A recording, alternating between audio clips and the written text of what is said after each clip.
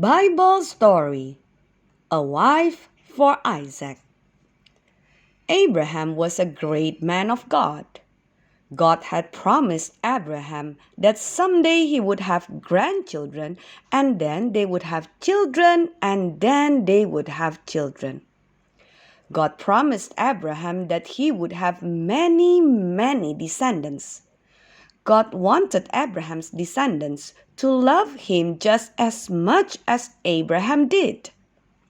But Abraham's son, Isaac, was not even married yet. Abraham knew it was time to find a wife for Isaac. But not just any woman would do.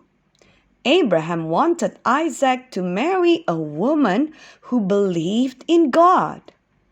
Then Isaac and his wife could have children and teach them to love God too. Abraham thought about all the women who lived nearby in Canaan.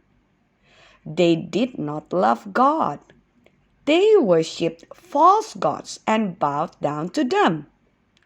Abraham did not want Isaac to marry a woman from Canaan.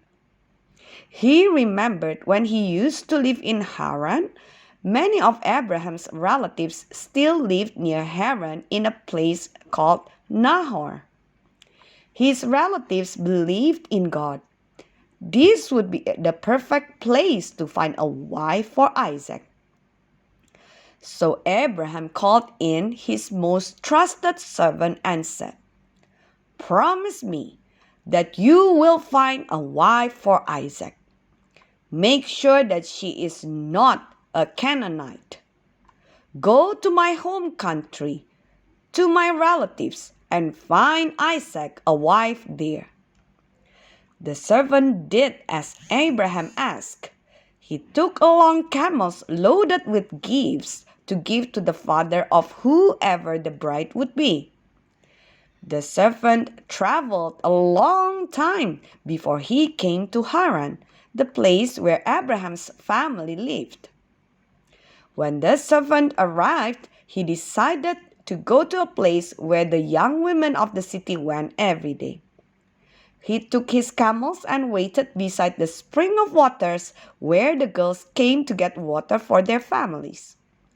He prayed, "O Lord God, be kind to me and to Abraham today. I'm going to stand here to watch the young women come to get water. I will say, 'May I have a drink?'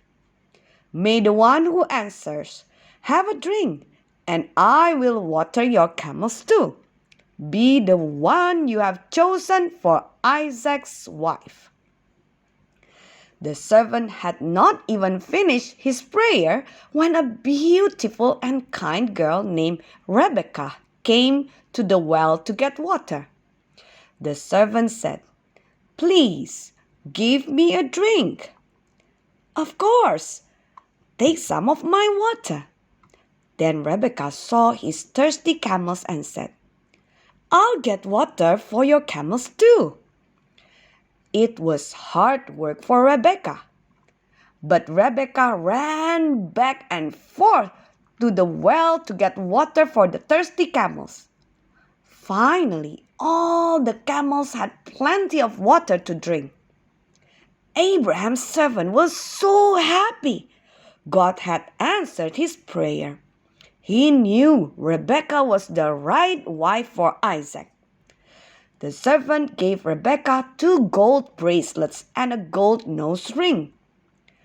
"Whose daughter are you? Is there room for my camels and me to stay overnight at your house?" he asked. "My father is Bethuel, the son of Nahor. Yes, there is a room at our house. I will go and tell my family."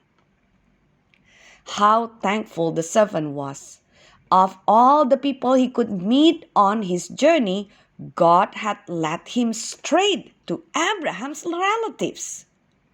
The servant went to Rebekah's home and explained who he was and why he was there. Rebekah's father, Bethuel, and brother Laban listened carefully to the servant explain how God had led him to their house and to Rebekah. Everyone was amazed at this.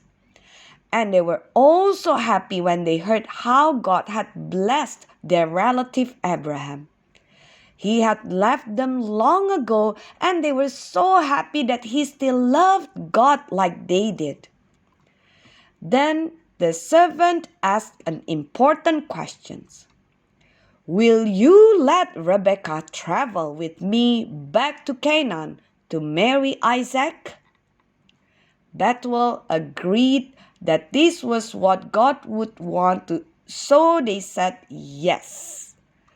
Abraham's servant wanted to leave right away, but Rebekah's family did not want her to go yet. They finally said, "We will let Rebekah decide."